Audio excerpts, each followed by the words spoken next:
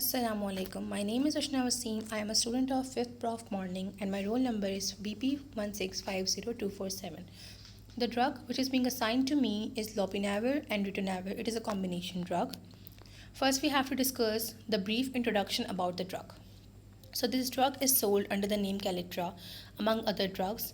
It is used in a fixed combination with the antiretroviral medications and it is used for the prevention or for the treatment of HIV or AIDS. HIV is human immunodeficiency virus. It is also used for the prevention of the needle stick injuries. We can take this drug by mouth as a tablet or capsule, or it can be taken in a form of oral solutions. It was used as a first line treatment previously, but due to its higher pill burden, it is not longer been recommended to treatment of NAIV patients. The mechanism by which it blocks the ability of HIV to make copies of itself is being actually used for the HIV. It also helps other anti-cancer drugs to work better, and it also blocks the growth of cancer cells.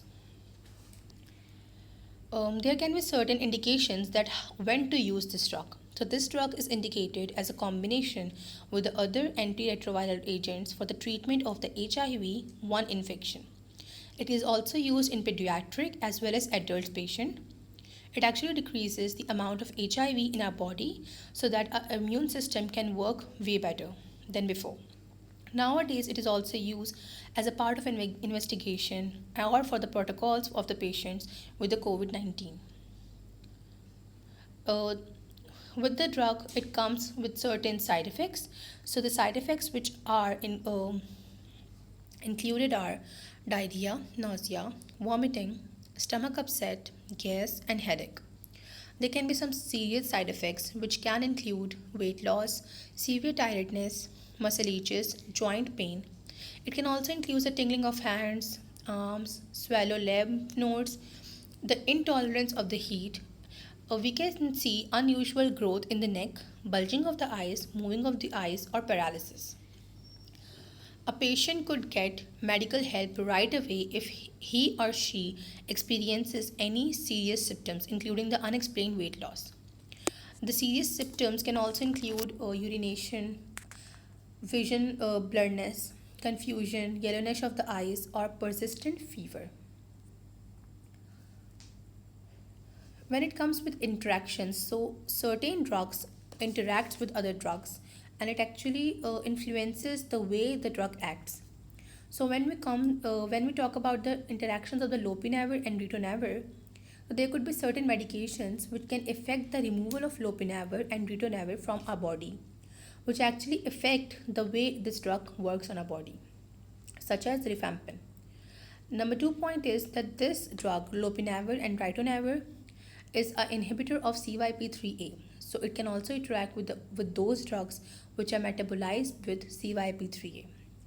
Number 3rd point is its solution actually contains alcohol. So if you are taking certain drugs with alcohol, such as disulfiram or metronidazole, you have to be careful.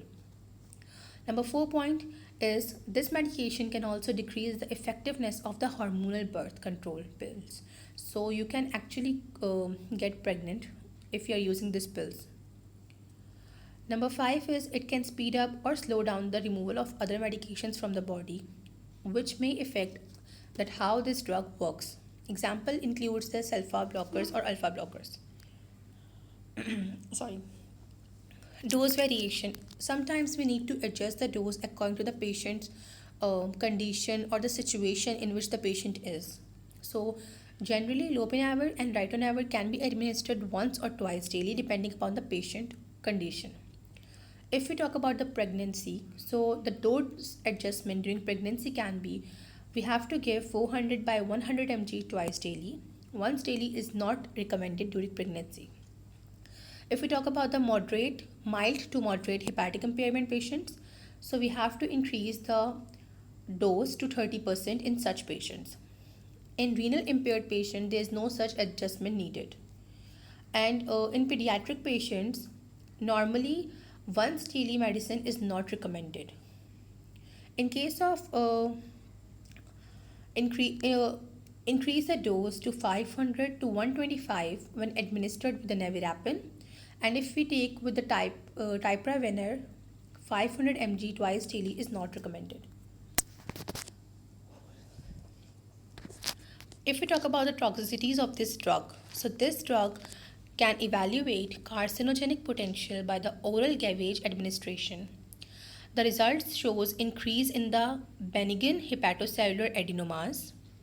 Lopinavir, when given with the ritonavir in a combination of 2:1 ratio, it can produce no effect on fertility in males or either in females at a level of 10 by 5 or 100 by 50 mg per kg per day. If we talk about the toxicities can include tingling in arms, tingling in hands, legs, or feet, change in the amount of urine, loss of consciousness, or hollow breathing. Toxicity appears more pronounced in the pediatric patients. In the pediatric or in the patients with younger age, we can see that complete AV blockage or acute renal failure can also be seen. Um, Irrational use. What is an irrational use? When it comes to irrational use, what is irrational use? Irrational use is actually that use which is not compliant with the rational use. That is, if we take too many medications for a patient. So the irrational use of this drug is the US FDA actually warns about the effectiveness of hormonal contraceptives if taken with this drug, and it should not be used to treat the infants. It can also affect the unborn babies, so should tell the doctor about pregnancy. That if a woman is pregnant and she takes the lopinavir and ritonavir in combination without telling the doctor about the pregnancy, so it can actually affect the baby or the development of the baby. So it should not. And secondly, if the girl is breastfeeding, so this drug should not be used.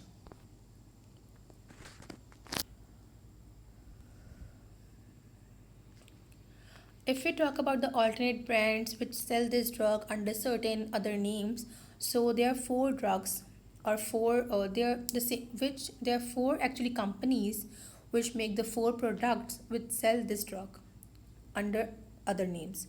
Now first is Ritocam tablet 30s, which is sold by Genix Pharma, and its price is 1356.20.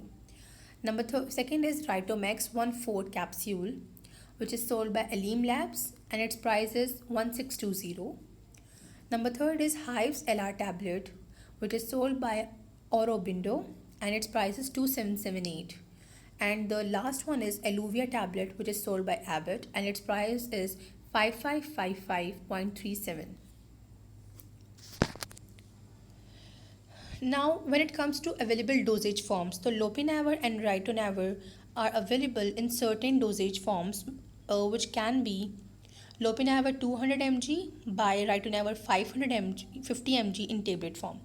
Tablets should actually be kept at room temperature between 59 degrees Fahrenheit to 86 degrees Fahrenheit.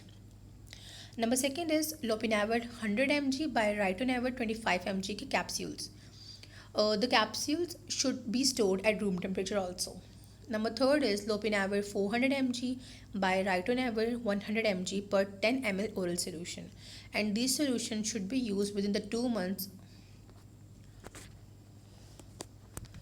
Now I have to discuss about the case study which include the drug which I have been talking about. So the case study I have chose is HG. It is a male which was successfully treated for CMV retinitis. CMV is actually a cytomegalovirus in which antibodies M are absent, and there can only be seen antibodies G in the body. If a person only has antibodies G, so it is said to be that the person is CMV positive. And the regimen this person used are tenofovir, 3TC, ABC. Lopinavir, ritonavir was continued.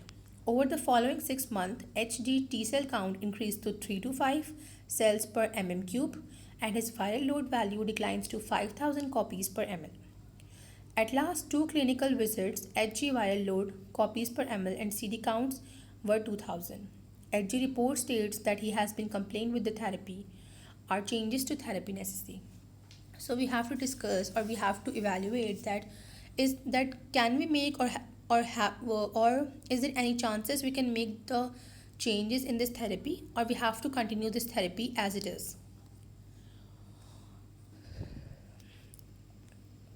starting with the soap notes and in the soap notes starting with the subjective. In subjective we have gender, male, age 40. The chief complaint of the patient is that he has been treated for CMV, but there are no new complaints. Current medication he is taking is Lopinavir, ritonavir, tenofovir, and ABC. ABC stands for airway, breathing, and circulation. Objective. The objective states that the T cell count has been increased and the viral load value is decreased. CD4 count also decreases.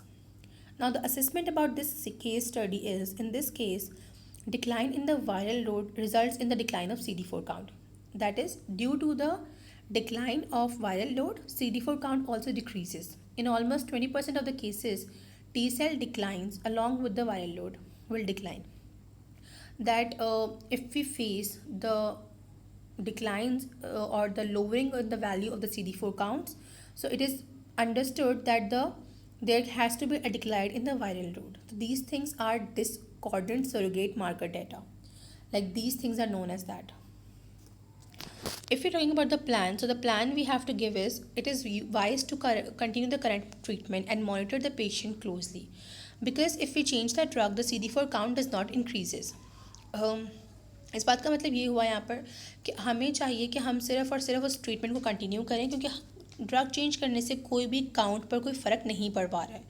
So in patient को हमें बस continually observe करना है, clinical benefit देखने हैं कि current medication के मिल पा रहे हैं कि नहीं मिल पा रहे हैं एक लॉन्ग पीरियड ऑफ टाइम के लिए, और कोई पर्टिकुलर चेंजेस करने की ज़रूरत नहीं है इस थेरेपी के अंदर. Lastly, I need to discuss about the notes.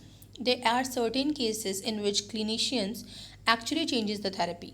Some might decide to follow the patient carefully and changes the therapy at the first sign of T cell declines or new symptoms.